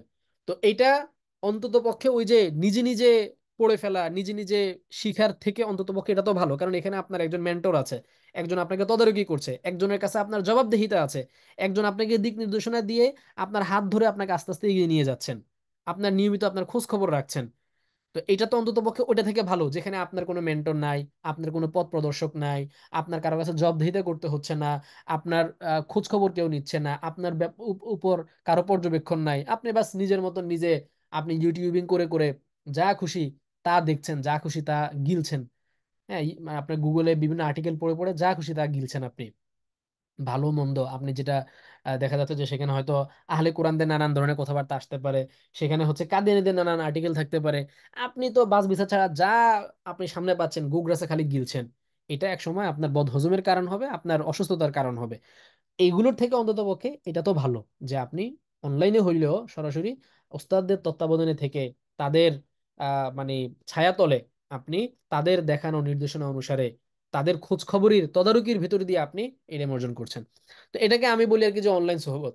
ঠিক আছে, এবং এটা হচ্ছে যে আর কি এটার মান নিম্ন মানের আর কি, কিন্তু একেবারেই আপনার না হওয়ার থেকে অন্তত এটা হওয়াটা তো ভালো, সেই হিসেবে বলি আর কি। তবে আমি সবসময় আগেও বলি এখনো বলি, সবসময় বলি যে অফলাইনকে প্রাধান্য দেওয়া, অফলাইনে যদি আলেম ওলামা থাকে তাদের কাছ থেকে সরাসরি শেখা, বিভিন্ন মাদ্রাসা থাকলে সেই সমস্ত মাদ্রাসাগুলোতে যাওয়া, তাদের সাথে সম্পর্ক তৈরি করা। হ্যাঁ, অনেক সময় যারা বিভিন্ন মাদ্রাসায় থাকে, মসজিদে থাকে, তারা অনেক সময় সময় দিতে চান না। তারা নিজেরাও নিজেদের কাজে ব্যস্ত থাকেন। কে কার জন্য মানে এত আলাদা সময় বের করে? আপনার যেহেতু দরকার, আপনারই উচিত বারবার যাওয়া, বারবার যাওয়া, এবং কিভাবে কি করলে, কিভাবে কি বললে তিনি সময় দিবেন, এটা খুঁজে বের করা। আপনি যদি চিন্তা করেন যে হ্যাঁ, আমি একবার গিয়ে বলেছিলাম, আমাকে সময় দিতে চাই নাই, আমি আর যাব না, আপনার যদি এই ইগো কাজ করে আপনার ভিতরে, তাহলে তো হবে না। কারণ আপনাকে বুঝতে হবে যে প্রয়োজনটা এখানে আপনার, তার না। প্রয়োজনটা এখানে আপনার।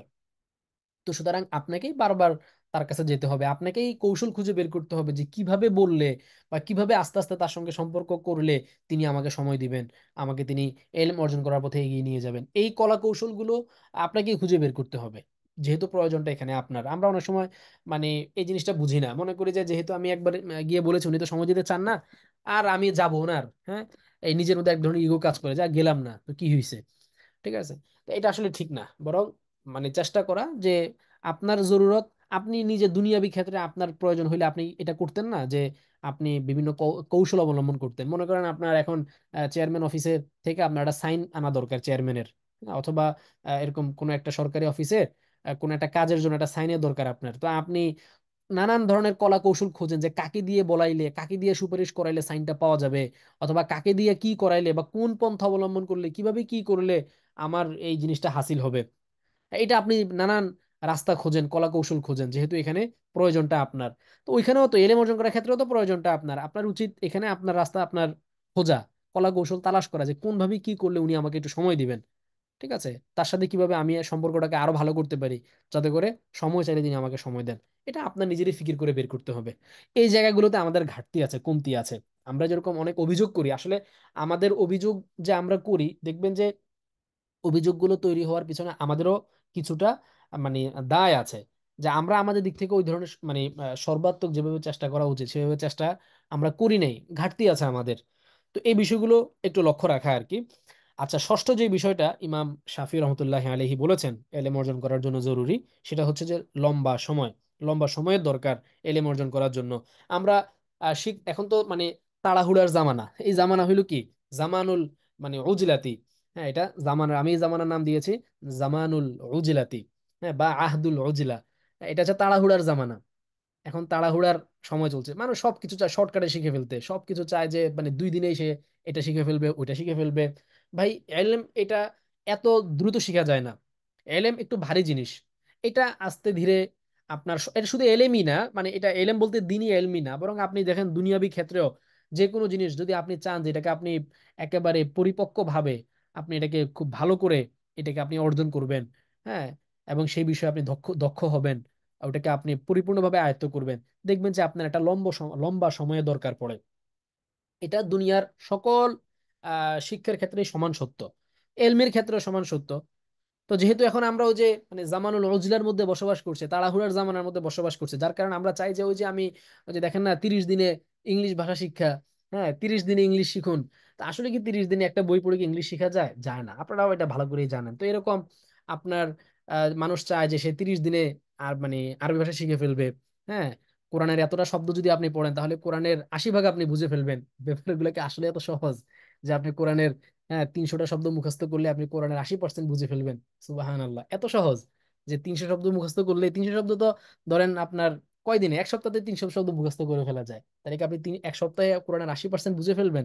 এত সহজ? আসলে এই ব্যাপারটা তো এত সহজ না। তো এই কারণে আপনাকে প্রথমেই মাথা থেকে ফেলে দিতে হবে তাড়াহুড়া করা যাবে না। হ্যাঁ, এই যে মানে এটা হাদিসের মধ্যে এসেছে আল উজলাতু মিনাশ শাইতান। তাড়াহুড়া এটা হচ্ছে যে মানে শয়তানের কাজ। এটা শয়তানের পক্ষ থেকে। যে কোনো কিছু শিখবেন সময় নিয়ে শিখবেন, তাহলে আপনার শিক্ষাটা পরিপূর্ণ হবে, শিক্ষার মধ্যে ফাঁক থাকবে না, শিক্ষাটা অনেক বেশি মজবুত ভাবে হবে। ঠিক আছে? এটা খুব গুরুত্বপূর্ণ বিষয়। ঠিক আছে? তো এই কারণে এলম অর্জন করার ক্ষেত্রে আনাআত বা ধীরস্থিরতা অবলম্বন করা এটা অত্যন্ত গুরুত্বপূর্ণ একটা বিষয়। বিশেষ করে আমি নিজে মানে পড়ানোর ক্ষেত্রে এই পদ্ধতিটা অবলম্বন করে আমি তাড়াহুড়া করি না, বা তাড়াহুড়া করা আমার পছন্দও না। আহ, একে তো তাড়াহুড়া পছন্দ না, এটা আমি মাদ্রাসায় যেখানে পড়াই সেখানেও আমি তাড়াহুড়া করি না। আমার যেই মানে সিলেবাস আছে সেই সিলেবাস নির্ধারিত সময়ের মধ্যে মানে শেষ হবে কি হবে না, এটা থেকেও আমার বেশি যে গুরুত্বপূর্ণ সেটা হচ্ছে যে আমি যতটুকু পড়াবো ভালো করে পড়াবো, যতটুকু পড়াবো বুঝিয়ে পড়াবো। কারণ আমি ওই মানে অনেক পড়ালাম, কিন্তু এটা ছাত্ররা সেটা নিতে পারলো না, বা তারা এটাকে হজম করতে পারলো না, তারা এটাকে আয়ত্ত করতে পারলো না। ঠিক আছে, এর থেকে ভালো আমি অল্প পড়াই, যেটা তারা ভালো করে আয়ত্ত করে পড়তে পারবে। এটা আমার কাছে বেশি ফায়দাজনক মনে হয়। তো আমি এটা মাদ্রাসায় যেখানে পড়াই সেখানেও আমি একই পদ্ধতি অবলম্বন করি। আর আপনার এই একাডেমিতে যেখানে আমি ক্লাসগুলো নেই সেখানেও আমি একই, আমার সিস্টেমই হচ্ছে যে ধীরস্থির ভাবে করা। আর দ্বিতীয়ত, এখানে যারা পড়ে তারা যেহেতু সবাই কর্মব্যস্ত মানুষ বা কলেজ ইউনিভার্সিটিতে পড়ে, তারা এখানে কেউ এরকম না যে ফুল টাইম তারা এখানে সময় দেয় বা ফুল টাইম স্টুডেন্ট। তো তাহলে তাদের ক্ষেত্রে তো ধীরস্থিরতা আরো অনেক বেশি পরিমাণে প্রযোজ্য, যেহেতু তারা ব্যস্ত মানুষজন। এই কারণে দেখবেন যে সবকিছু হচ্ছে ধীরে ধীরে আগায়। এবং এটাই হচ্ছে আমার নীতি আর কি। তো যাই হোক, এখানে যারা আপনার আজকে আরবি ভাষা শিক্ষার্থী হিসেবে আপনারা যারা আছেন, বিশেষ করে তাদের উদ্দেশ্য করে আর কি এই কথাগুলো বলা, যে আপনারা এই যেই আরবি ভাষা যে পড়ছেন, ধীর স্থির ভাবে আগাচ্ছি আমরা এখন। ধীর স্থির ভাবে আগালে বিশেষ করে এই যে মানে 11তম ব্যাচে যারা এখানে লাইভে এখন আছেন, তাদের তাদের উদ্দেশ্য করে বলছি আর কি, যে আপনাদের যে একটা নির্ধারিত সময় ছিল, এই সময় থেকে আরো একটু বেশি সময় লেগে যাচ্ছে। বেশি সময় লেগে যাওয়ার কারণ হচ্ছে আমি যেই কোর্সের যে ডিজাইনটা করেছিলাম, মানে 12 মাসের, এটা ছিল একেবারে কাটায় কাটায়, মানে এক সেমিস্টার শেষ হবে 4 মাসে। তো 4 মাসে মানে পরীক্ষাগুলো হবে এক সপ্তাহ পর পর, এরকম নির্ধারিত সময় দিয়ে দিয়ে এখন 2 ঈদেই দেখা যাচ্ছে যে 2 ঈদের ছুটিতে একটা লম্বা সময় গিয়েছে। রমজান উপলক্ষে রমজানে বেশি মানে বেশি পড়ানো সম্ভব হয় না, যেহেতু রমজান মাস, পড়া অনেক স্লো গতিতে গিয়েছে। এখানে একটা সময় আমাদের লস হয়েছে, কোনো কোনো পরীক্ষায় পড়া কঠিন হওয়ার কারণে পরীক্ষার সময় এক সপ্তাহ থেকে বেশি দিতে হয়েছে, এখানে আমাদের একটু সময় লস হয়েছে। তারপরে হচ্ছে যে আপনার কিছু কিছু ক্ষেত্রে দার্সের পড়াগুলো একটু কঠিন থাকার কারণে একটা দুইটা দার্স গ্যাপ দেওয়া হয়েছে, মানে একটা দার্স দেওয়ার পরে একটু বিলম্ব করে আরেকটা দার্স আপনাদেরকে করানো হয়েছে, যাতে করে আপনারা মাঝখানে ওই কঠিন পড়াটাকে আয়ত্ত করে নিতে পারেন। কিছু কিছু দার্স একটু লম্বা হয়ে যাচ্ছে বলে ওইটাকে 2বারে পড়ানো হয়েছে, মানে এক একদিনের জায়গায় 2 দিনে পড়ানো হয়েছে। এরকম কিছু বিষয়ের কারণে দেখা যাচ্ছে যে নির্ধারিত সময়ের চাইতে একটু বেশি সময় এখানে লেগে যাচ্ছে। কিন্তু বেশি সময় লাগলেও আমার কথা হচ্ছে যে আমি চাইলে পারি যে আপনার ওই যে মানে তাড়াহুড়ো করে ধুমধাম করে নির্ধারিত টাইমের ভিতরে শেষ করে দেওয়া, কিন্তু এতে ফায়দা কি? আমি মানে এতে বাহ্যিকভাবে এটা হবে যে হ্যাঁ নির্ধারিত টাইমে শেষ শেষ করেছি, এতটুকু হবে। কিন্তু আপনাদের হাসিল কি হবে, বা আপনারা কি অর্জন করলেন তাড়াহুড়োর ভেতর দিয়ে?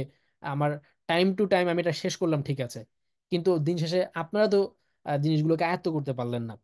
তো এই কারণে এই জিনিসগুলো মানে চিন্তা করে আমি আর ওই যে তাড়াহুড়া করে বা অল্প সময়ের ভিতরে দৌড়ঝাঁপ দিয়ে এটাকে শেষ করে ফেলা, এটার থেকেও আমি চেষ্টা করেছি যে যেখানে 7 দিনের জায়গায় পরীক্ষাতে যদি পড়াগুলো কঠিন হওয়ার কারণে 10 দিন সময় দিতে হয়, সেখানে আমি দরকার হয় 10 দিন সময় দিব, 3 দিন সময় বেশি দিব, আমার কোনো সমস্যা নাই। আমার যদি নির্ধারিত সময়ের চাইতে আরো 3 দিন বেশি সময় মানে বেশি যদি লেগে যায়, আমি আশা করি যে আপনারা এটাতে কিছু মনে করবেন না, যেহেতু আপনার মূল বিষয়টা হচ্ছে আমাদের কি জিনিসটাকে ভালো করে শেখা, তাড়াহুড়া করে শেষ করাটা আমাদের মূল মাকসাদ না। তো এটা হচ্ছে আমার ব্যক্তিগত দৃষ্টিভঙ্গি আর কি। আমি জানি না আপনারা আমার সাথে মানে এই দৃষ্টিভঙ্গির সাথে একমত হবেন কিনা। তো যাই হোক, মোটামুটি আমরা আজকে মজলিসের একেবারে মানে শেষ পর্যায়ে চলে এসেছি। আমরা মানে মূল বিষয় যেটা দেখলাম, ইমাম শাফি রহমতুল্লাহ আলাইহি 6টা বিষয়ের কথা উল্লেখ করেছিলেন। যে 6টা বিষয় হচ্ছে এলেম অর্জন করার জন্য দরকার পড়ে। আমি মজলিসটা শেষ করার আগে এই 6টা বিষয় আরেকবার দেখিয়ে দিচ্ছি কি ছিল। উনি বলেছিলেন যে আখি লান তানালাল ইলমা ইল্লা বিসিত্তা সাউনবিকা আন তাফসিলিহা বিবায়ানি যাকাউন ওয়া হিরসুন ওয়াজতিহাদুন ওয়া বুলগা ওয়া সুহবাতু উস্তাদিন ওয়া তুলু জামানি। হ্যাঁ, এই 6টা জিনিস কি কি? 6টা জিনিস: 1 নম্বরে মেধা, 2 নম্বরে আগ্রহ, 3 নম্বরে পরিশ্রম, 4 নম্বরে প্রয়োজনীয় সম্পদ, 5 নম্বরে উস্তাজের সোহবত, আর 6 নম্বরে হচ্ছে লম্বা সময় বা দীর্ঘ সময়। ঠিক আছে, তো মোটামুটি আমরা মানে শেষ পর্যায়ে চলে এসেছি। আমাদের তালিবুল ইলম যারা জুমে আছেন, আপনাদের যদি কোনো প্রশ্ন থাকে এই মজলিসের উপরে, আপনারা এই আহ, মানে মেসেজে বলতে পারেন। ভাইয়েরা হচ্ছে যে মানে মুখেই বলতে পারেন, হাত উঠালে আমি ইয়াটা খুলে দিব, আনমিউট করে দিব, আপনি চাইলে মুখেও জিজ্ঞাসা করতে পারেন। আর বোনেরা হচ্ছে যে লিখে জিজ্ঞেস করবেন মেসেজ অপশনে।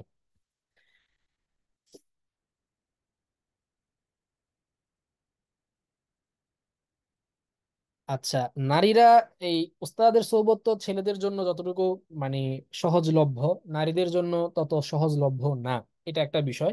তো আমি এই ক্ষেত্রে পরামর্শ দেই বিভিন্ন ওলামায়ে কেরামের যেই তাদের যে আত্মজীবনী, মানে তাদের যে জীবনী আছে, তাদের জীবনীর ঘটনাগুলো, তাদের জীবনীগুলো পড়া। আপনি যখন একজন লেখকের বা একজন আলেমের জীবনী যখন আপনি পড়বেন, তখন কেমন যেন আসলে আপনি তার সঙ্গে সময় কাটাচ্ছেন। একজন লেখকের একটা বই পড়া, একটা জীবনী পড়া মানে আসলে তার সাথেই সময় কাটানো। দেখবেন যখন আপনি একটা জীবনী পড়বেন, তখন তার জীবনীর ব্যাপারগুলো, জীবনের ব্যাপারগুলো আপনার মনের মধ্যে একটা অন্যরকম মানে প্রভাব ফেলবে। এটা আমি ব্যক্তিগতভাবে দেখেছি যে আমি যখন একজন উস্তাদের সান্নিধ্যে গিয়ে বসি, তখন আমার দিলের হালত, দিলের মধ্যে যে ধরনের পরিবর্তনগুলো আসে, হ্যাঁ, একজন বড় আল্লাহওয়ালা আলেমের জীবনী যখন আমি পড়ি, তখন আমার দিলের মধ্যে ওই ধরনেরই, হ্যাঁ হয়তো হুবহু না হলেও অনেকটা ওই ধরনেরই পরিবর্তন, মানে সোহবতের কারণে যে ধরনের একটা ফিল দিলের মধ্যে অনুভব করা যায়, সেই ধরনের ফিলটা আমি অনুভব করি। তো ওই জায়গা থেকে আমি যেটা পরামর্শ দিই বন্ধুদেরকে, যে তারাও খুঁজবেন যে তাদের আশপাশে মহিলা মাদ্রাসা আছে কিনা। তার এলাকার আশপাশে মহিলা মাদ্রাসা যদি থাকে, সেখানে বিভিন্ন ওস্তাজারা আছেন, হ্যাঁ তাদের সাথে সম্পর্ক করা, হ্যাঁ তাদের কাছে যাওয়া আসার ইয়ে করা, বিভিন্ন জায়গায় তালিম হয়, তালিম গুলোতে বসার চেষ্টা করা, যদি ওই ধরনের মানে আহ, সুবিধা থাকে আর কি। এটা যদি না হয়, অন্তত পক্ষে যারা সালাফে সালেহিন ছিলেন তাদের আত্মজীবনী, তাদের জীবনীগুলো পড়া, তাদের জীবনীগুলো পড়লেও আপনি সোহবত না পাওয়ার যেটা ঘাটতি, ওইটা পূরণ হয়ে যাবে। এবং আপনার মধ্যে যদি এতটুকু চেষ্টা যদি থাকে, তাহলে বাকিটুকু আশা করা যায় আল্লাহ রাব্বুল আলামিন কুদরতি ভাবে ওইটা মানে ফিল আপ করে দিবেন ইনশাআল্লাহ তাআলা। আচ্ছা, এরপরে উম আচ্ছা, এক ভাই হাত তুলেছেন। আহ জি, রবিউল আউয়াল ভাই, বলেন, আমি আপনার আনমিউট করে দিয়েছি। আসসালামু আলাইকুম রহমতুল্লাহ। ওয়ালাইকুম আসসালাম যে রাহমাতুল্লাহ। জি, একটা বিষয় জানার জন্য বলছিলাম, সেটা হচ্ছে যে হাদিসে যে ব্যাপারটা বলা হয়েছে, যে ব্যস্ততা দ্বারা মানে দুই হাতকে ভরে দেওয়ার ব্যাপারটা, তো এটা কি আসলে ইলমের সাথে মানে আমরা তো এমনিতে ব্যস্ত থাকি অনেক সময়, আবার পড়াশোনা করছি। ঠিক বুঝি নাই তো হাদিসের মধ্যে কি বলা হয়েছে ব্যস্ততা। ওই যে মানে যারা দুনিয়া মানে ব্যস্ততা দ্বারা দুই হাতকে ভরে দেওয়ার কথা যেটা বলা হয়েছে। মানে আমি তো আজকের আলোচনার মধ্যে এরকম কোনো কিছু আনিনি, ব্যস্ততা দ্বারা দুই হাত ভরার এরকম। যেমন বলছি যে মানে ব্যস্ততাটা কি আসলে মানে একটা কি খারাপ বিষয় নাকি না, আসলে? ব্যস্ততা খারাপ বিষয় কেন হবে?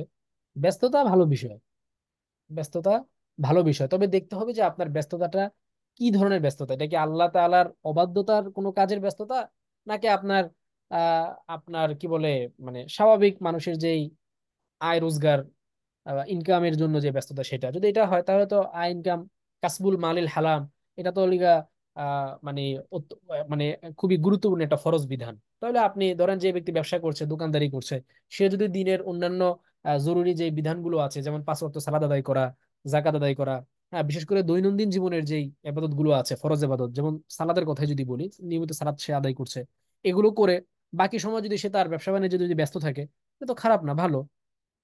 এটা কি, এটা ভালো, এটা খারাপ না।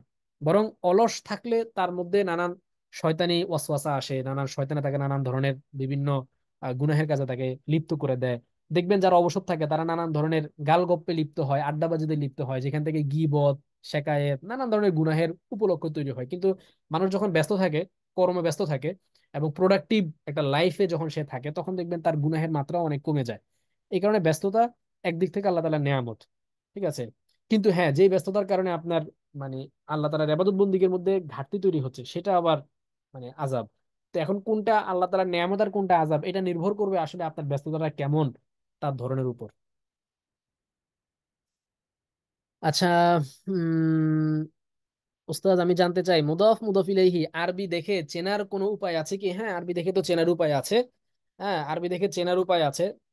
কি উপায়? একটা সহজ উপায় হচ্ছে, মনে করেন যখন আপনি দেখবেন যে একটা শব্দের মধ্যে জের এসেছে এবং তার শুরুতে হারফুল জার নাই, শব্দের মধ্যে জের এসেছে কিন্তু শুরুতে হারফুল জার নাই, তাহলে আপনি মোটামুটি নিশ্চিত হইতে পারেন যে এটা এখানে মুদাফ মুদাফ ইলাইহি হয়েছে। এখন হারফুল জার কি, হরফুল জার তো এখন আপনি পড়েন নাই সম্ভবত, হ্যাঁ সামনে পড়বেন আর কি। তো একটু ওয়েট করেন, এটা বুঝতে পারবেন। হ্যাঁ, একটু ওয়েট করেন, এটা খুব কঠিন কোনো কিছু না, বুঝতে পারবেন। বাকি আপাতত এতটুকু মনে রাখেন যে জের দেখলে যদি শুরুতে হারফুল জার মানে প্রিপোজিশন যেগুলো, এগুলো যদি না থাকে, তাহলে মোটামুটি ভাবে আপনি নিশ্চিত হইতে পারেন যে এখানে কি আছে, কি হয়েছে, এটা মুদাফ মুদাফ ইলাইহি হয়েছে। তবে এটা শতভাগ নিশ্চিত না, কারণ অন্য কারণেও জের হইতে পারে, কিন্তু অধিকাংশ ক্ষেত্রে ধরেন 80% আপনি নিশ্চিত হইতে পারেন যে এটা মুদাফ মুদাফ ইলাইহি হয়েছে। এছাড়াও আপনি যখন আরবি যখন পড়তে থাকবেন, আপনাদের তো মুদাফ মুদাফ ইলাইহি মাত্র মানে শুরু হচ্ছে সম্ভবত, আমি জানি না আপনি কোন ব্যাচের। যদি 13তম ব্যাচের হয়ে থাকেন তাহলে আপনাদের তো মাত্র পড়াটা শুরু হচ্ছে। হ্যাঁ, কিছুদিন যাওয়ার পরে এটা আপনার কাছে একেবারে সহজ হয়ে যাবে, এটা এত জটিল মনে হবে না। শুরুর দিকে এটা একটু কঠিন মনে হয়, কিন্তু কিছুদিন যাওয়ার পরে এটা সহজ হয়ে যাবে। এবং একটা জিনিস মনে রাখবেন, যে কোনো পড়া, এটা আপনাদের, আমি শুধু আমাদের এই আরবি পড়ার কথাই বলছি না, আপনাদের কলেজ ভার্সিটির পড়ার ক্ষেত্রে একই কথা। যে কোনো পড়া, সেটা যখন আপনি নতুন পড়ছেন, ফার্স্ট টাইমে আপনি পড়ছেন, তখন এটা একটু কঠিন মনে হবে। এটা কেন? কারণ রাস্তায় একজন মানুষের সঙ্গে যখন আপনার প্রথম দেখা হয়, অপরিচিত মানুষ, আপনি কিন্তু তার সঙ্গে পুরোপুরি ফ্রি হন না। কিন্তু যখন দ্বিতীয়বার সাক্ষাৎ হয় তখন সংকোচ একটু কমে যায়। তৃতীয়বার যখন ফ্রি হন, দেখা হয়, তখন আপনি আরো একটু বেশি ফ্রি হন এবং আপনার সংকোচ আরো কমে যায়। পড়ালেখার ব্যাপারটা একই রকম, যখন একটা নতুন পড়া আপনার সামনে আসে, তখন ওই পড়ার সঙ্গে আপনার অন্তরঙ্গতা এখনো তৈরি হয় নাই। আ- মাত্র এই প্রথম সাক্ষাৎ, যখন আপনি এই পড়াটা আবার পড়বেন, আবার পড়বেন, আবার পড়বেন, বারবার ওই পড়ার সঙ্গে আপনার একটা সাক্ষাৎ হবে, তৈরি হবে, তখন আপনাদের মধ্যে একটা অন্তরঙ্গতা তৈরি হবে এবং ওই সংকোচটা দূর হয়ে যাবে, অপরিচিত ভাবটা দূর হয়ে যাবে, এবং আপনি সহজেই তখন ওই পড়াটাকে বুঝে ফেলবেন। এই কারণে মুদাফ মুদাফ ইলাইহির বিষয়টা যদি আপনার সামনে নতুন এসে থাকে, আমি জানি না আপনি কোন ব্যাচের, তাহলে ঘাবড়ানোর কোনো কিছু নাই। কয়েকদিন পরে এটা আস্তে করে সহজ হয়ে যাবে। শুরুতে একটু কঠিন মনে হয়, কিন্তু নিয়মিত যদি আপনি তামরিন করতে থাকেন, নিজে নিজে প্রচুর বাক্য তৈরি করতে থাকেন, এটা আস্তে আস্তে সহজ হয়ে যাবে ইনশাআল্লাহ। আল্লাহ আকবার। জি, কি মুহা মুহাইউল হাসান, ইয়া রব, ইসমুন সাবুন জিদ্দা। জি বলেন, আপনার আনমিউট করে দিয়েছে আপনাকে। মুহাইউল। আসসালামু আলাইকুম। জি, ওয়ালাইকুম আসসালাম রহমতুল্লাহ। উস্তাদজির নিকট ওই মানে আমার মনের ইচ্ছা আর কি, যে উস্তাদজি কি কেমন কি আমলের একটা বিষয় যদি বলে দিতেন, আপনি কি আমল করেন এবং আরে ভাই, এলমের আমার আমলের কথা আমি আপনাকে কেন বলবো বলেন? আমল তো আমার আর আল্লাহর মাঝের বিষয়। এটা আমি আপনাকে কেন বলবো? এলমের এলম অর্জনের বৃদ্ধির ক্ষেত্রে আর কি, এলম অর্জন ইলম কিভাবে অর্জনের করা যায়, বৃদ্ধির ক্ষেত্রে গুনাহ হচ্ছে থেকে। যে, মানে ইলম অর্জন করার জন্য তো আজকে আমরা আলোচনার মধ্যে আনলামই, গুনাহ থেকে বেঁচে থাকা, এটা খুবই মানে গুরুত্বপূর্ণ বিষয়। রুটিনের অনুসরণ করা, এটা হচ্ছে দ্বিতীয় গুরুত্বপূর্ণ বিষয়। রুটিনের অনুসরণ করা, যে মানে এলম অর্জনটাকে অব্যাহত রাখা, মানে এরকম না যে একদিন পড়লাম, শিখলাম, 3 দিন শিখলাম না, পড়লাম না, এরকম না। বরং এলম অর্জন করাটাকে আপনি আপনার দৈনন্দিন রুটিনে পরিণত করবেন। প্রতিদিন যেরকম আপনি খাবার খান, প্রতিদিন যেরকম আপনি ঘুমান, খাবার এবং ঘুম ছাড়া যেরকম আপনার একটা দিনে অতিবাহিত হয় না, ঠিক তদ্রূপ এলেম অর্জন করা ছাড়াও যাতে আপনার একটা দিন অতিবাহিত না হয়। তো এভাবে যদি আপনি করতে পারেন, হোক সেটা অল্প, কিন্তু আপনি যদি এটা ধারাবাহিকতা রক্ষা করতে পারেন, তাহলে আশা করা যায় শুধু এই একটা আমলই যদি আপনি করেন, আর কোনো আমল লাগবে না, এটাই আমল। আপনি মনে করতে পারেন, জি। আমরা মনে করি যে আমল মানে হইলো জিকির করা, নামাজ পড়া, এই শুধু এগুলোই আমল না। আল্লাহ আয়সা রাদিয়াল্লাহু তাআলা আনহা একবার রাসূলুল্লাহ সাল্লাল্লাহু আলাইহি সাল্লামকে জিজ্ঞাসা করেছিলেন যে আইয়ুল আমালি আহাব্বু ইলাল্লাহি ইয়া রাসূলুল্লাহ, যে হে আল্লাহ রাসূল, আল্লাহর কাছে সবচেয়ে প্রিয় আমল কোনটা? তো আল্লাহ রাসূল বললেন যে আল্লাহর কাছে সবচেয়ে প্রিয় আমল হইলো মা দুইমা আলাইহি ওয়া ইন কাল্লা। আল্লাহর কাছে সবচেয়ে প্রিয় আমল হইলো যেটা মানে নিয়মিত করা হয়, যদিও সেটা পরিমাণে অল্প, কিন্তু নিয়মিত করা হয়। তো নিয়মিত করতে পারা, এটাও কিন্তু আল্লাহর কাছে খুব প্রিয় একটা আমল। এই যে আপনি ধরেন নিয়মিত করতেছেন, মানে নিয়মিত আপনি যেরকম প্রতিদিন খান, প্রতিদিন ঘুমান, ঠিক সেরকম প্রতিদিন আপনি এলম অর্জন করেন। প্রতিদিন আপনি কোনো না কোনো একটা নতুন করে আপনি একটা জিনিস শিখছেন, একটা কিতাবের একটা পৃষ্ঠা পড়ছেন, নতুন করে একটা কিছু জানছেন, এলেম অর্জন করছেন, এবং এটা একদিনও বাদ যায় না, ধারাবাহিকতা আপনি রক্ষা করেন, এটা আল্লাহ তাআলার কাছে অনেক প্রিয় আমল। এবং এর মধ্যে দেখবেন যে আপনি দিন শেষে, বছর শেষে, আপনি দেখবেন যে আপনার এলমের ভান্ডারে অনেক কিছু জমা হয়ে গিয়েছে। এটাই সবচেয়ে বড় আমল, এই আমলই করবেন। ঠিক আছে। আচ্ছা, জি তালিবুল ইলমের ইনশাআল্লাহ। জন্য মুফতি আব্দুল সালাম আর চাটগামি রহিমাহুল্লাহ আত্মজীবনী অনেক ফায়দামন্দ হবে। জি, এটা অনেক ফায়দামন্দ হবে। এটা পড়ার কথা তো আমি সবসময় বলি, বিশেষ করে যারা মাদ্রাসার ছাত্র, তাদেরকে আমি সবসময় আত্মজীবনীটা পড়ার কথা বলি। পাশাপাশি হচ্ছে যে মাওলানা তাকি উসমানী হাফিজাহুল্লাহর যে আত্মজীবনী আছে, এটার পড়ার কথাও আমি বলি, আমার জীবন কথা। আহ, এটাও উপকারী। আচ্ছা, এরপরে দয়া করে কিছু বইয়ের নাম বলবেন, কিছু কি কি বিষয়ে বই, এটা ক্লিয়ার করলে ভালো হয়। সকালে ফজরের পর আর সন্ধ্যার পরে এসার আগে এরকম সময়ে কি ক্লাসের তামরিন বা পড়া দেওয়ার সুযোগ করে দেওয়া যাবে?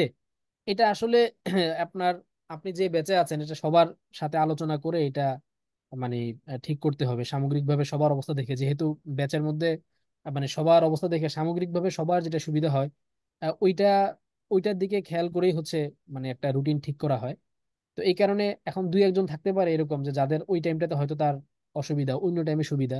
উনি চিন্তা করবেন যে আমার একার কারণে সবাইকে এখানে কষ্টের মধ্যে পড়তে হবে। তো তার চেয়ে ভালো সবার যেটা সুবিধা হয় সেটা করে আমার একার যদি একটু কষ্ট হয় আমি সেটাকে মেনে নিলাম। তো এভাবে পারস্পরিক সমঝোতার মাধ্যমে আর কি জিনিসটা করতে হবে। তো আমি আসলে ঠিক জানি না যে আপনি কোন ইয়ার, এটা আপনি আপনাদের মানে আপনি ব্যক্তিগতভাবে পরে আলোচনা করতে পারেন, বা আপনার গ্রুপের যিনি উস্তাদ বা উস্তাদা আছেন ওনাদের সাথেও কথা বলে এই ব্যাপারে আলোচনা করতে পারেন। আল্লাহ একবার।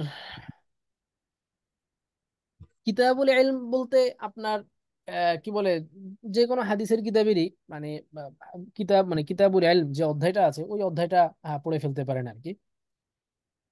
আমরা এখন যখন এমন মজলিসে অংশগ্রহণ করি তখন পড়ার আগ্রহ বেড়ে যায়, তবে কিছুদিন পর আবারও একই পরিস্থিতিতে পড়ে যায়। তো এমন মজলিস গুলো কি কিছুদিন পর পর কমপক্ষে আধা ঘন্টা করে করা যেতে পারে?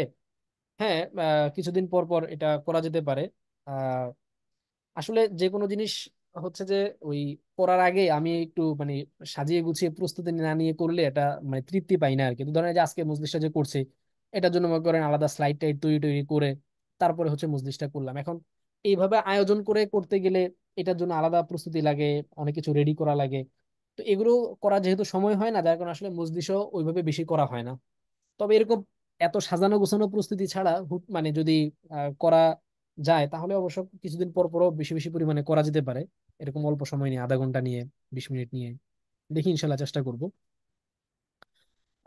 উস্তাদ জি, এই এই জুমের এই ভিডিওটা তো পাওয়া যাবে? জি, পাওয়া যাবে। এটা আজকে রাত্রে ইনশাল্লাহ দিয়ে দিব। ইনশাআল্লাহ। আচ্ছা, ঠিক আছে। অনেকেই এলেম অর্জন করার জন্য কিছু বইয়ের নাম জানতে চেয়েছেন, তো এই মুহূর্তে তো আমি বইয়ের নামগুলো আমার জেহেনে নাই। তবে আমি এই ভিডিওটা মানে এই মজলিসের যে রেকর্ডটা আমাদের ইউটিউব চ্যানেলে আপলোড দিব, ওইখানে আমি চেষ্টা করব যে ওই নিচে ডেসক্রিপশনের মধ্যে অনেকগুলো মানে এই ধরনের বইয়ের নাম উল্লেখ করে দেওয়ার জন্য, ইনশাআল্লাহ। আচ্ছা, ঠিক আছে। 11তম ব্যাচে পরীক্ষার পরে আপনাদের তো দ্বিতীয় অধ্যায়ের পরীক্ষা হবে, দ্বিতীয় অধ্যায়ের পরে আপনাদেরকে তৃতীয় অধ্যায় পড়ানো হবে। তৃতীয় অধ্যায় তো এখনো পড়েন নাই। আচ্ছা, ঠিক আছে, তাহলে আজকের মতন থাকুক। আচ্ছা, আরেকজন মনে হয় হাত তুলেছেন, উনার কথাগুলো নিয়ে তারপর আমরা ইনশাল্লাহ শেষ করে দিব। মোহাম্মদ মাসুদ ভাই, জি তাফাদ্দল।